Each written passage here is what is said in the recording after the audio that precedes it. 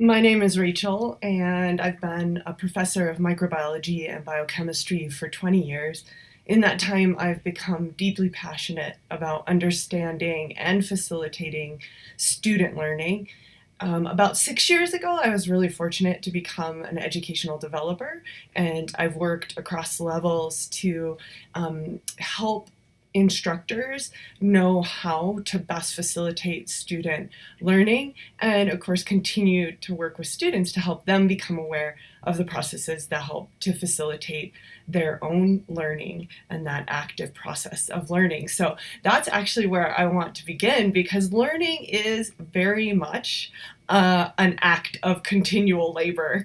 It's really through this strenuous process of building that we create these knowledge scaffolds and build upon them and remodel them. But the problem is that knowledge construction can be deceptive. So for a very highly expert professor versus a novice student can build these sort of temporary rickety knowledge scaffolds and deceive a professor into thinking they're learning really deeply. And I call on a metaphor of a true construction site scaffold.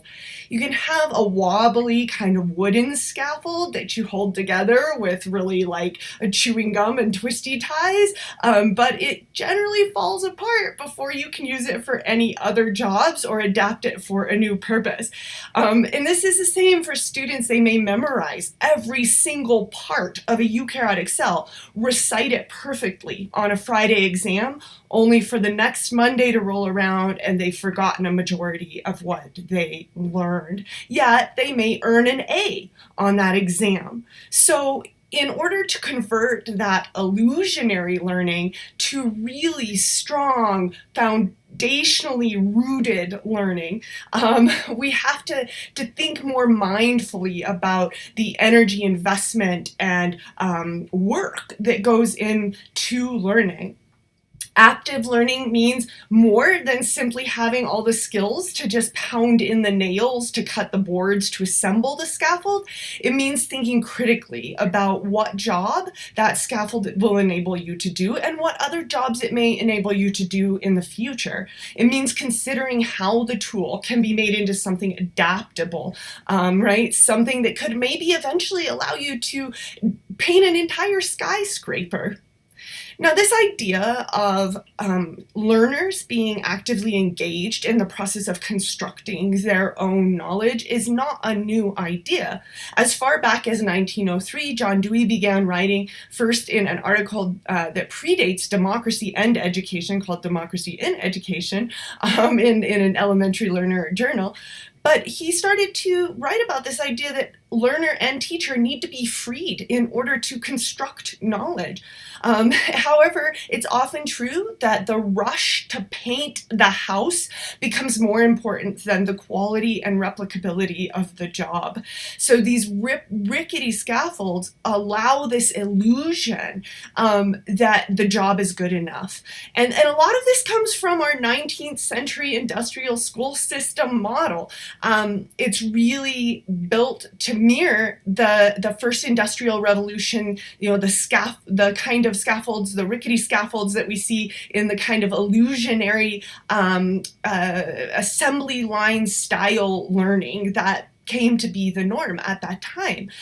So Kathy N. Davidson writes in her book, The New Education, which you see on the right, if Model Ts could be produced cheaply and effectively by standardization and automation, why couldn't also student learning? So we started to adapt this model that student achievement could be measured by exams, that it could be measured by these standardized exams that really were what would determine college admission, medical school admission. And that kind of rickety temporary learning enables students to succeed in many of those standardized or typical exams. And memorization, quick regurgitation and memorization can allow the illusion that deep scaffolds and deep learning has taken place. place.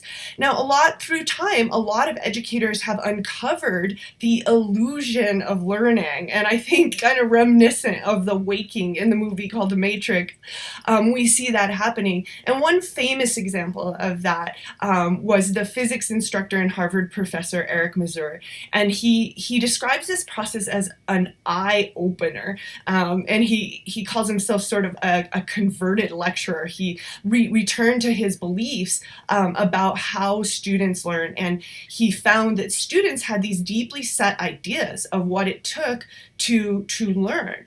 And so essentially he uncovered this idea. Well, he was not the first, but he popularized this idea that although his students were succeeding in his class, like they were doing great, they were getting A's in many cases, but they weren't deeply learning the physics.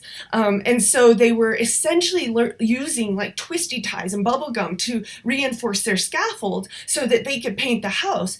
They were being able to give the professor what he or she wanted on the exam, right, with that rickety scaffold, but then that scaffold just falls away to the existing knowledge constructions that rooted there to begin with. Or said another way, the true deep understanding of how physics works wasn't changing despite the coursework that the students were doing.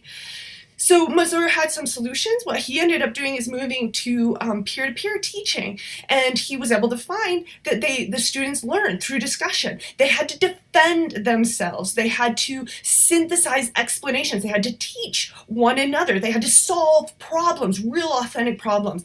They had to interrogate their existing knowledge scaffold. Is it going to hold? They would find out, did it hold? Oh no, I saw it fall. Instead of the one and done exam, they saw it fall again and again. They tried to reinforce, they rebuilt, and eventually they were able to succeed in building something that supported not only themselves, but their peers in their learning as well. So we understand that passive lecturing begets this illusionary learning, and not just the passive lecturing, but the one and done exam taking, where that regurgitation can occur. Whereas active and engaged students, they are authentic, deep learners. So, learners must be actively engaged in order to transform their scaffolds. Really, we've known this for a long time, study after study after study, in fact, culminating in many meta-analyses. One example of that is in 2014, Scott Freeman led a team that was able to show that not only were students 1.5 times more likely to fail in a traditional passive lecture course, 1.5 times more likely to fail, but also really when you think about this deep learning, they also, when students are actively engaged in their learning, they are more likely to succeed on those deep kind of cognitive tests that might show whether their foundational beliefs, say about physics, are changing. And so we see these effects of the engaged learner being even more noteworthy on higher level cognitive skills. But the hard thing here is that despite all of this, like literature that accumulates and accumulates, and we keep retesting the hypothesis, even though again and again we've shown that active engaged students, the person doing the work is the person doing the learning. Terry Doyle said that in his Learner-Centered Teaching book. And yet passive instruction and the matrix of illusion of learning continue to predominate. In fact, there was a 2015 article in Nature called The Science of Teaching Science by Mitchell Waldrop, and he actually took a bit of an ethical stance by quoting Clarissa Dirk, a microbiology professor, who said, at this point, it's unethical to teach any other way. So having students engage deeply in their learning, we might say that, in fact, letting them learn in an illusionary way is unethical. So something deeply to ponder. In her book, Learner-Centered Teaching, Mary Ellen Weimer writes, the goal of learner-centered teaching is to develop students as autonomous, self-directed, and self-regulating learners. Or said another way, they must learn critically how to evaluate the efficaciousness of their own knowledge scaffold. How is it working? Can I repeatedly test it in different environments? Can I get feedback from others? Can others test it? And how can I reinforce it, remodel it, restructure it, repurpose it? And really over the last decade, I've been working with a team of researchers led by my great mentor, Ed Newfer, and we've been studying student self-assessment. And arguably that process of self-assessing is the cornerstone of knowledge scaffold production, for learners have to come to know what their knowledge scaffold is capable of holding, of building. So this deep knowledge comes not from someone telling the learner what their scaffold can do, but instead from repeatedly testing in different conditions what that scaffold is capable of. So our institutions of higher education are modeled on the needs of the first industrial revolution and have maintained nearly the same educational approaches as were utilized in the mid-19th century, even as we are on the brink of a new era that Klaus Schwab, in his book, The Fourth Industrial Revolution, writes about. So the problems now that we face in our very complicated world and nation are multiplistic, they're complex, they're not easily solved by one discipline. So to educate students in this landscape, we must not only engage them in their own learning, but we must also provide environments in which they can develop scaffolds of the holistic body-mind. That is, we need to evolve our understanding of knowledge scaffolds to braid together all of the ways of knowing, not just cognitive, but affective, physical, the whole body mind.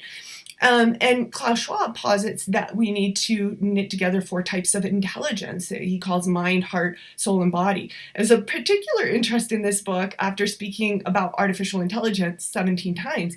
We need to think, yeah, it makes perfect sense though, doesn't it? Because as our world becomes more digital, our learners really must become more and more human.